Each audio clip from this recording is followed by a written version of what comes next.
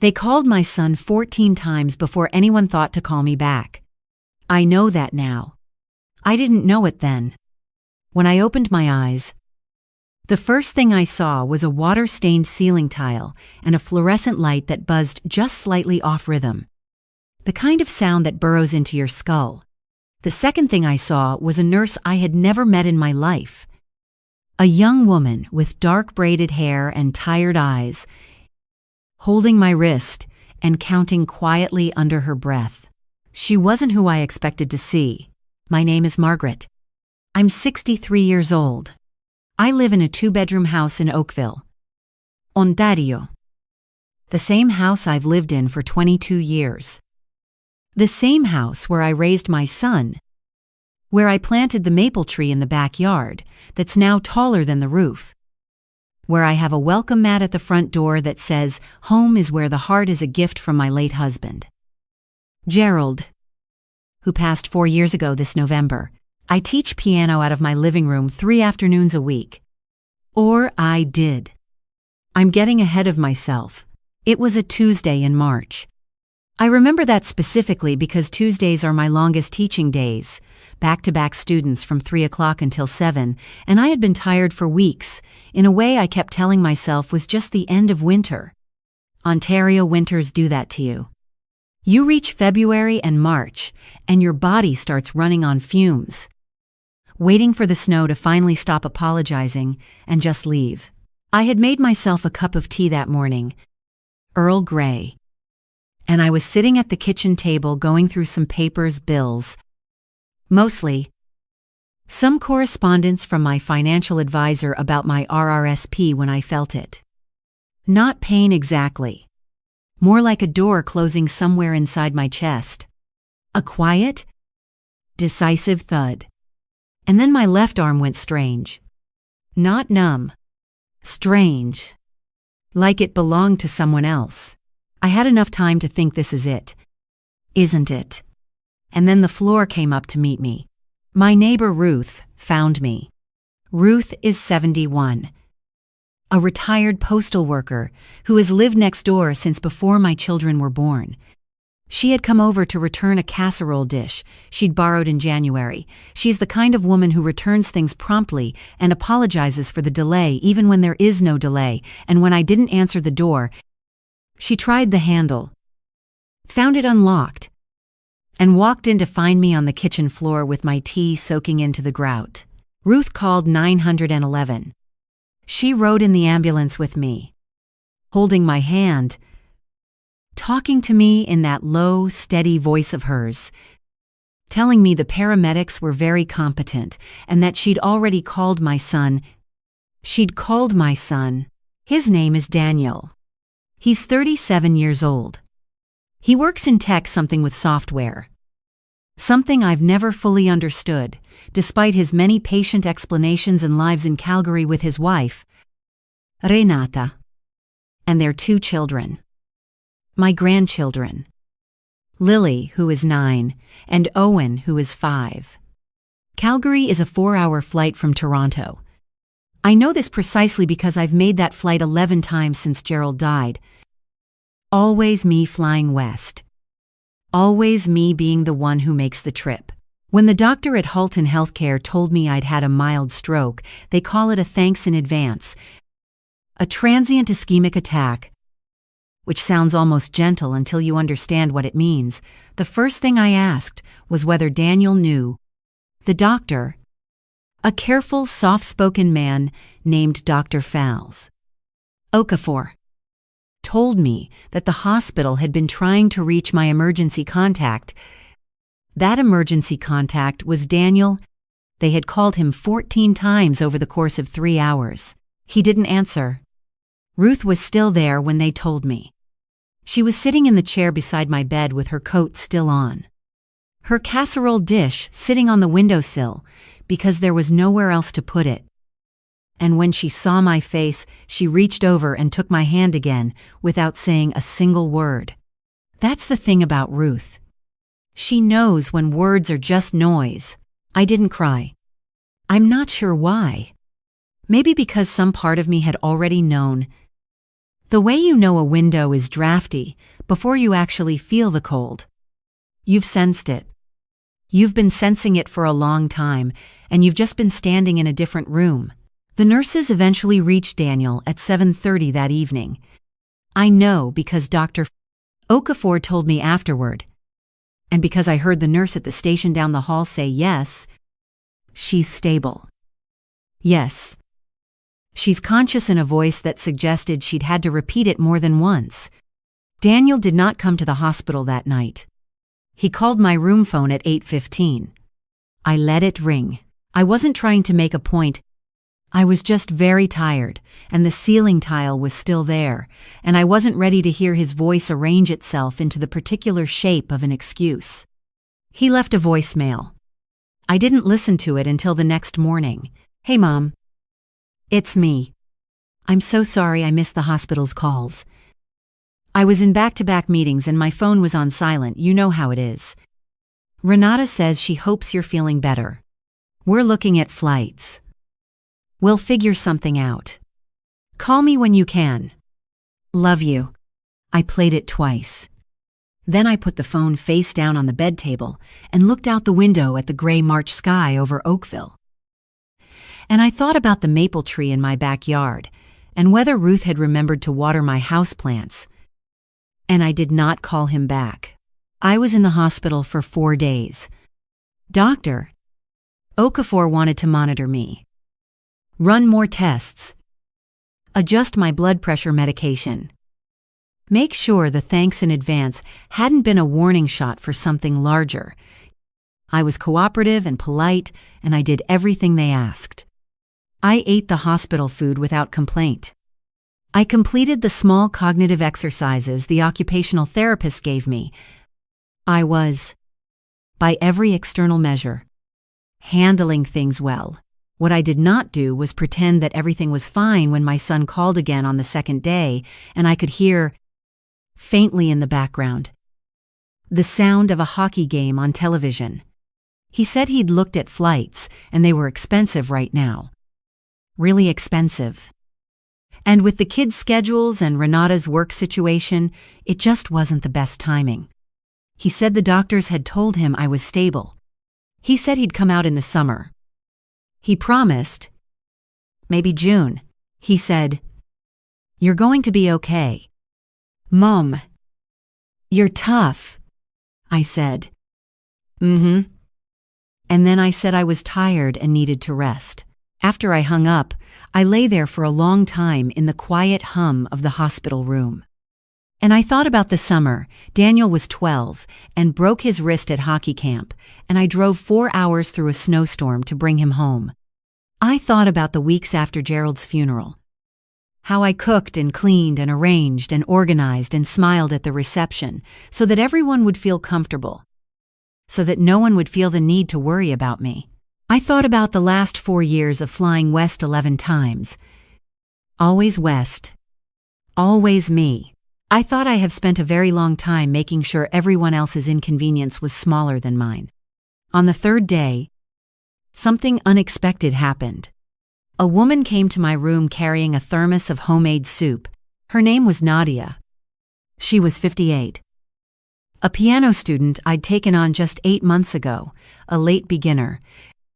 One of those people who'd always meant to learn and finally decided life was too short not to. She'd found out I was in hospital through Ruth, who had apparently told most of the street within the first 12 hours because Ruth believes that community is not a concept but a practice. Nadia had driven to the hospital on her lunch break, brought me her mother's Ukrainian borscht in a green thermos, and sat with me for 45 minutes talking about nothing important. Her garden, a book she was reading, whether the new coffee place on Kerr Street was worth the lineup in exactly the way that made the walls of the room feel less close. Before she left, she said, "I'm going to check on your house. I'll water your plants. Don't worry about any of that." I looked at her, and I thought I've known this woman for 8 months. She came back the next day too. And the day after that? When I was discharged, it was Nadia and Ruth waiting in the lobby. Ruth with my overnight bag she'd packed from my house. Nadia with her car keys and a quiet, no fuss manner that asked nothing from me except to accept the help gracefully. My son sent a text when I got home. "Great news, you're out. Thinking of you." I read it. I put my phone in a kitchen drawer. I made myself a cup of tea herbal this time. The doctor had asked me to limit caffeine, and I sat at the kitchen table in my own house, and I let the silence settle around me like something I had finally stopped fighting. Over the following 2 weeks, Nadia came by every other day. Ruth checked in every morning. 2 other neighbors I knew only well enough to wave at showed up with food, a pot of chicken stew, a tin of butter tarts. My piano students sent cards. One of them, a 14-year-old girl named Sophie, who had been studying with me for 3 years, came to the door with her mother and a bunch of grocery store tulips and stood there looking very serious and said, "I looked up TIAs on the internet and you're going to be fine, but I think you should do the breathing exercises they recommend." I laughed for the first time in 2 weeks. Daniel called every few days. Each call followed the same architecture. "How are you feeling? Are you taking your medication?" The kids say hi. "Things are really busy out here." There was care in the calls. I don't doubt that. But care delivered at a safe distance, through a screen, between other obligations, is a particular kind of care that fills nothing. It occupies the space where real presence should be, but it does not warm the room. In early April, about 3 weeks after I came home, I had a scheduled appointment with my financial advisor, a woman named Carol who has managed my affairs since Gerald died and who has, over 4 years, become someone I trust completely. Gerald had left things organized. He was always organized. Lists and folders and a color-coded filing system that used to drive me mad when he was alive, and that I have been grateful for every single day since and between his life insurance, the sale of some property we'd held jointly, and what I had built on my own through 30 years of teaching. I was, as Carol carefully phrased it, in a position of meaningful choice. The number we discussed at that appointment was $240,000. Not a fortune, but enough to matter. Carol asked me if I had given any thought to estate planning. She asked gently, the way she asks everything, because she knew Gerald and she knows me, and she understands that these conversations carry weight. I told her I had been thinking about it quite a lot. Actually, I had been thinking about it lying in a hospital bed for 4 days, with a water-stained ceiling tile above me and the sound of a fluorescent light slightly off rhythm, and a nurse I'd never met holding my wrist because the person whose phone number was on my emergency contact form was in Calgary, with his phone on silent. I had been thinking about it when Nadia walked in with borscht in a green thermos. I had been thinking about it when Sophie stood at my door with tulips and printed information about breathing exercises. I told Carol that I wanted to make some changes. I did not tell Daniel. This is the part where I want to be honest with you, because honesty is the only thing worth offering when a story gets to this point. I did not make those changes out of anger. I want to be clear about that. Anger is sharp and quick, and it burns out. What I felt was something slower and more settled. It was clarity. The kind of clarity you get when you've been slightly wrong about something for a long time, not catastrophically wrong. Just tilted a few degrees off, and something finally straightens your perspective, and you look at the situation as it actually is, rather than as you hoped it would be. I love my son. I will always love my son. That is not the question. The question is what love requires from both people, and what you do when you realize the accounting has been running in one direction for longer than you've been willing to admit. I adjusted my will. I established a trust for Lily and Owen, my grandchildren, directly, not through Daniel, that would come to them when they each turned 25. I made a donation in Gerald's name to the Oakville Hospital Foundation. I left a portion to Nadia, who will be surprised, and who I hope will cry just a little. And a portion to Ruth, who will probably say it's too much and donate half of it somewhere else. I left Daniel the maple tree. I'm being slightly figurative. I left him the house. Technically, it will have to go somewhere, and it's a fair thing to do, but the estate around it, the savings and the investments and the choices Gerald and I made over 40 years, those went somewhere else. Those went to people who showed up. Those went to my grandchildren's futures. Those went toward the city I actually live in, and the community that actually surrounded me when the floor came up to meet me in March. I did not tell Daniel about any of this. He came to visit in June. As promised, he and Renata and the kids, all 4 of them, for 5 days. The kids were wonderful. Lily had learned to do a cartwheel and performed it approximately 40 times on my back lawn.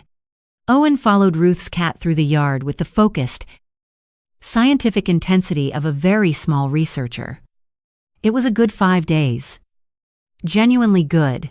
On the last evening, after Renata had put the children to bed and we were sitting on the back porch with the sky doing that long golden thing it does in June in Ontario, Daniel looked at the maple tree for a while and then said, "I'm sorry I didn't come when you were in the hospital." Mom! I should have. I looked at him. He was backlit by the evening light, and he looked, for a moment, exactly like Gerald had looked at 37. And I felt the particular complicated grief of loving someone who is also disappointing you. I said, "Yes. You should have." He nodded.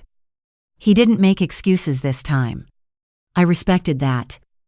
"Are we okay?" he asked. I thought about Ruth and the casserole dish. I thought about Nadia and the green thermos.